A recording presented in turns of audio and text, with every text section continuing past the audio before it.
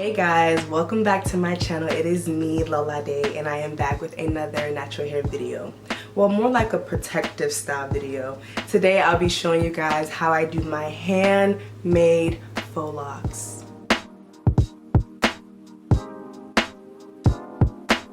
When I tell you guys I love locks so much, and that's why I always do it for my birthday.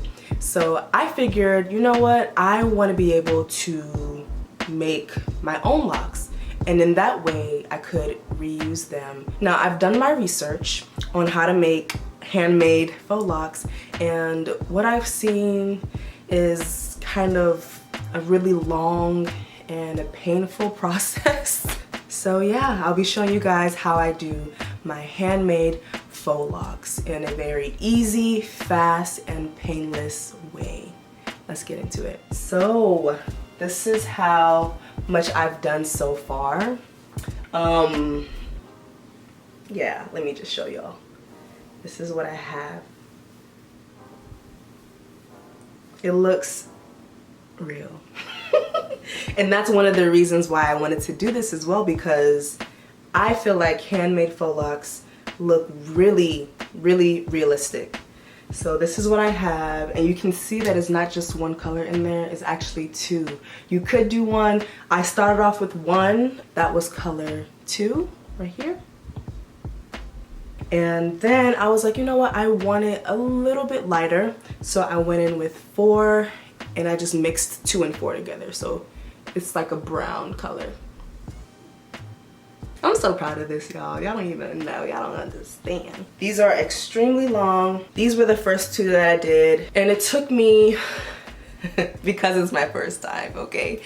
It took me 30 minutes to make one, all right? But once I got a hang of my technique and how I wanted to do things, I got my time down to 13 minutes.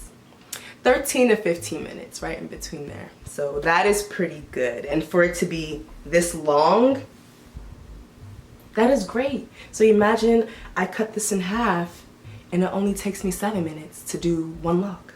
That's like shoulder length or armpit length, okay? That's really good. This is what I have so far.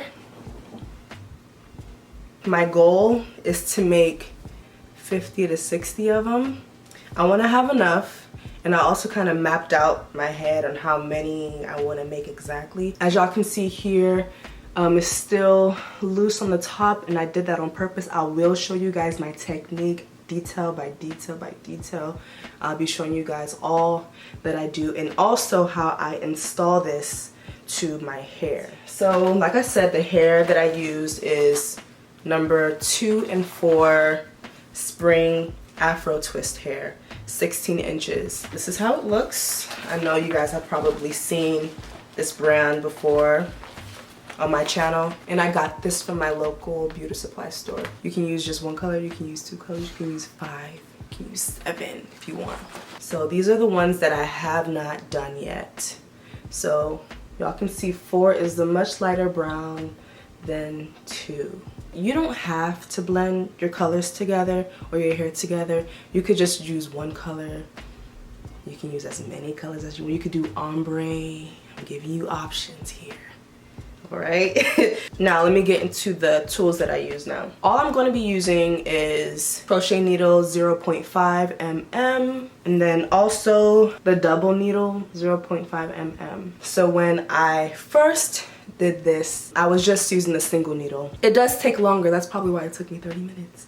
But I was just trying to get a feel of it to see how it works. Honestly, I was a little bit intimidated by the double needle, so I didn't try it for my first 2 locks. But once I picked this up, started to get a hang of it, then I noticed that I can move a lot quicker with the double needle. I also have the same 3, but in the size 0.75 mm.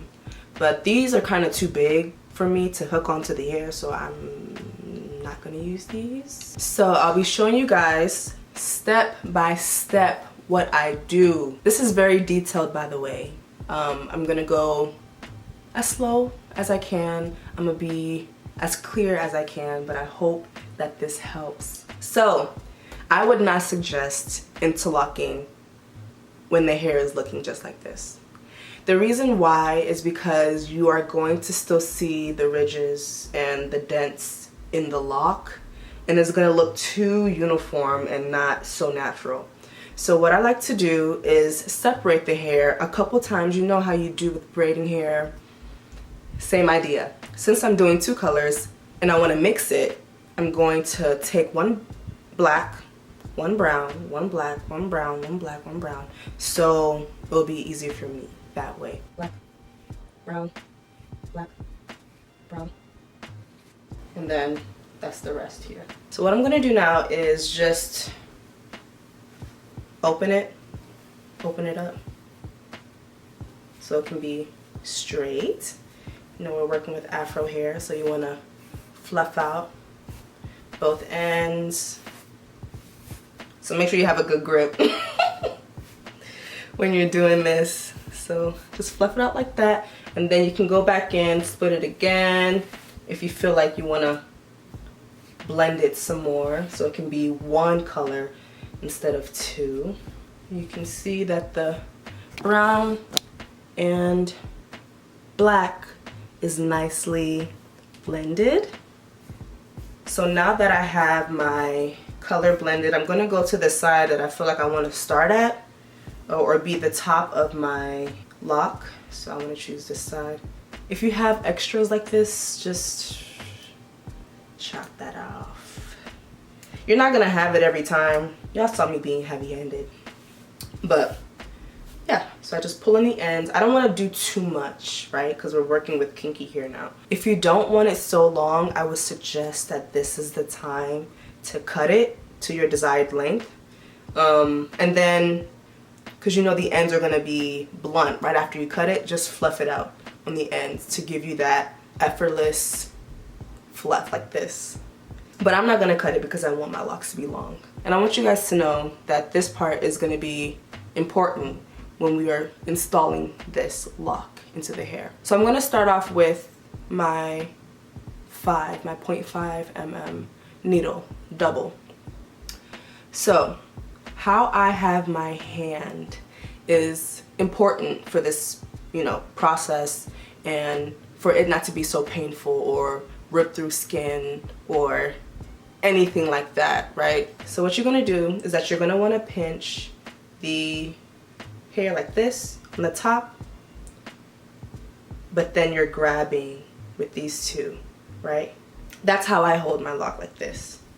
And the whole idea is to bring the hair that's on the outside in, because you know it has like a little scoop grabby thing on the needle. So the idea is to go in and bring hair inside. That's the motion. I put the needle through the hair and I'm hooking and then bringing the hair through. I don't know if y'all just saw that, but we're bringing it through.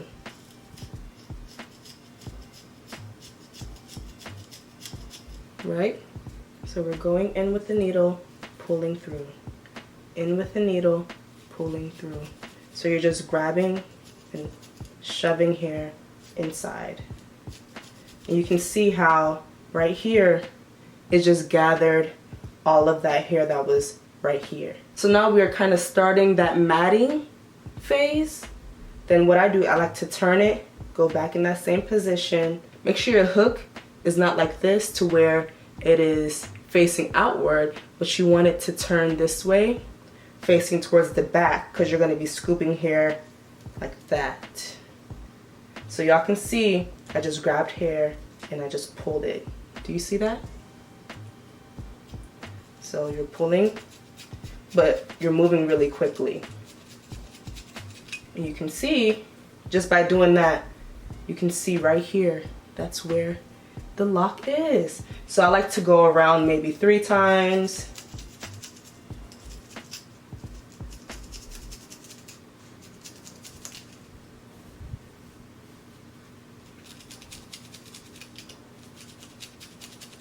Y'all can see I didn't do too much. I didn't do too much. It didn't take me long to even get that matting start. It didn't take me long at all. And I didn't need to dig into my thumb either. But I'm not saying that you're not going to use your thumb now, okay? This is how I like to start my locks. So after I get my starter piece, I like to flip the lock upside down because I like to work my way up instead of working down. I like to kind of pull the lock down, pull it down, go, go, like that. Now this part is important. You want to stretch out the hair, okay? So I have here that is not matted at all, stretched hair right here. So now I want to show you guys in real time so you can see how fast I move. Yeah.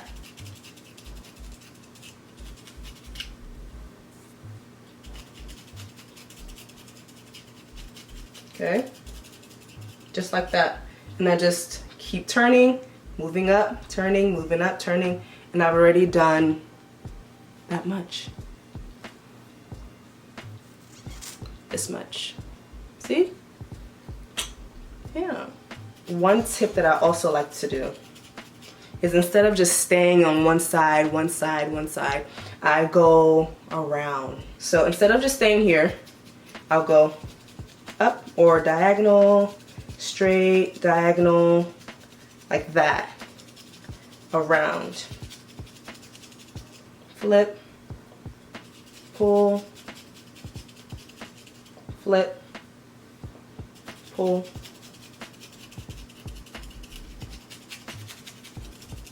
flip, pull,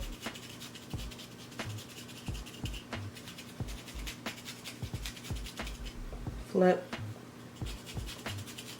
And this is real time, okay? I don't want to speed this up. I want y'all to see how fast I am going. And I would say that getting the type of hair also contributes to how fast it will be and also the look. So if you get like more kinky hair, it will resemble locks more than straight hair. Okay, so with that, let me show you guys how much I've done so far. Okay, that was pretty quick. All of this, it's like the size of my head, in that much time. Yeah. So I wanted to quickly jump in and show you guys my starter pieces here. I like to go ahead and mix all the hair together and kind of start each lock so I don't have to mix, then lock, then mix, then lock. I can just have them ready to go. Just like that. Yeah. So, and I feel like this is the smartest way to do it instead of separating and locking, separating. I feel like that takes too much time. Just separate everything at once, have them all as individuals, and then once you're done with one, you can just jump into another one. And also they come with rubber bands already, so I just pop that on there. You know, just makes life easier for me. Yeah, a little tip. So while I'm doing this, I wanted to mention a couple things. This lock is, I would say, is pretty thick because I wanted a thick lock look. You can really control how thick, how thin you want your size to be. How thick your lock is really depends on you. You could do half of this, you can do a whole one, you can do 1.5. Me, I'm doing 2. So this is how 2 looks like. Yeah, this is how 2 looks like. So this is how I would do it if I just want to get comfortable in bed. Whatever I'm doing, I change how my hand placements are many times. So I would just use my arm to hold the lock like this and kind of, depending on how I'm feeling, just go in like this.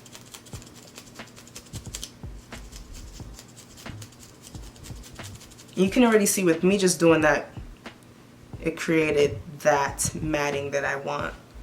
And you can see in the lock where it needs to be matted. You can see right here it's pretty straight and wavy. And if I turn it around, you can see this is where I did the matting just now. And if it gets to a point where the hair is just following my needle, I would just hold it and then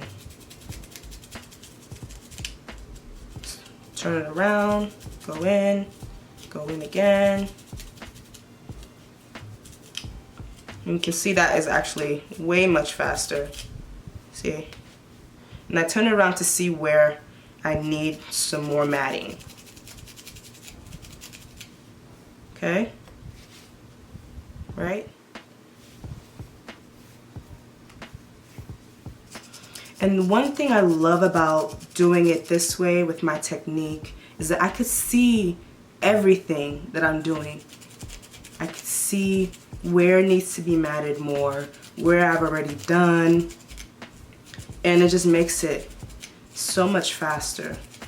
And because I'm close to the end, I'm doing this more often, spreading out the hair, making it a little bit longer.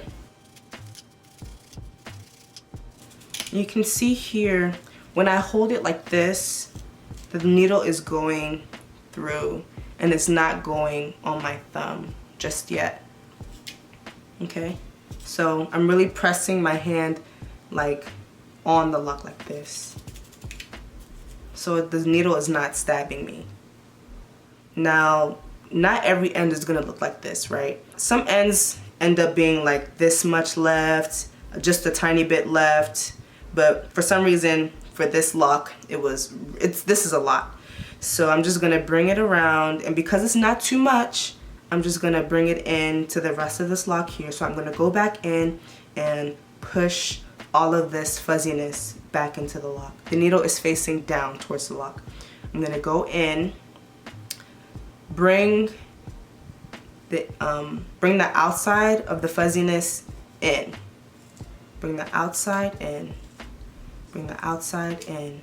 And it's very simple to do. I'm not even holding the tip to do this. I'm just showing you guys the idea of how it's done, right? So I'm actually gonna put my hand there to cover it so I can be sure that the hairs are going inside the lock, right? And what these fingers do is kind of guide, it guides it. It is a guide. So bring it in, just like that. And you can see it's already locking itself in there, right? And just go in a circle, bring all the fuzziness in, and you can see just like that. You still see that end of the fuzz right there. I'm gonna go back in and bring it in, the lock. And like I said, not all ends are gonna be that long. This was my longest end piece. It was the longest one, but as y'all can see, the technique is still the same. It still works with bringing the fuzz inside the lock. So the more you do this, the tighter the lock will be, okay? Done. Yay! You can actually stop right here if you want to, but for me the lock is a bit, it doesn't have the, what's the word I'm looking for, strength that I'm looking for in the lock, and it's also a little bit frizzier than I want it to. So what I like to do is get my single needle and go back in and bring those frizziness into the lock to make it more clean. So I do the same thing. I don't stay there for hours just going one by one. No, I just go just to like clean it up a bit. So the same idea, but with this one I use this technique with my hands are like this, like just with my thumb more. I'm really using my thumb as a guide to really control the frizziness and allow the needle to kind of pull that frizziness into the lock. So what this does is strengthen the lock, and it doesn't make it so flimsy, lightweight, but if that's the look that you're going for, then that's totally fine too. And with me going back in also makes the lock smaller in size. And as you can see, I'm not really just staying in one area for too long. I'm moving up after a few pulls, and I'm turning it as well. So I'm turning it, pulling it in, turn, pull, turn, pull, turn. Simple, just like that. Now with this part, you may hit your thumb a couple times, but it's nothing crazy like when you're trying to create the lock. You're just pulling the frizziness in. And I want to show you guys, like, I haven't punctured my skin at all, haven't cut through flesh, nothing like that on my hands. And even on this part, you'll feel when you're doing this technique, you can feel the needle like a little bit, just like poke, poke, poke, poke, but nothing too crazy. See, it's not even red. If you're doing this for a while, I have noticed that your thumb, well, my thumb becomes a little tender. Becomes a little bit tender and really smooth. So then I'll probably take a break for a little bit. But if you ever try this technique, you know, do expect that. You can definitely see towards the end where you go back in. You can see right there, right there. This is the double needle, and this is the single, much more skinnier. I'm just gonna go back in there and it's gonna tighten everything up. So if you are worried about your thumb hurting or feeling raw over time or tender, you could add a Band-Aid to help with your whole process. Even though the needle was not puncturing through skin, my thumb did feel raw over time, so when I added the Band-Aid, it helped tremendously.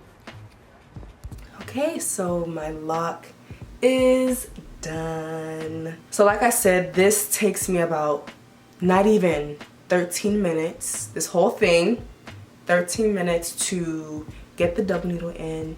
And when I go back in with my second needle, the one that has the single needle in there, it takes me about 2 to 3 minutes to just clean it up. So yeah, I hope you guys understood. If you have any questions, you can let me know in the comment section down below. I'm so happy that I have decided to do this because I plan on reusing this. Washing, reusing, washing, reusing. So I'll have this for a very, very, very long time. It looks real, right? Oh my gosh. It looks so good. So that is how I make my handmade faux locks.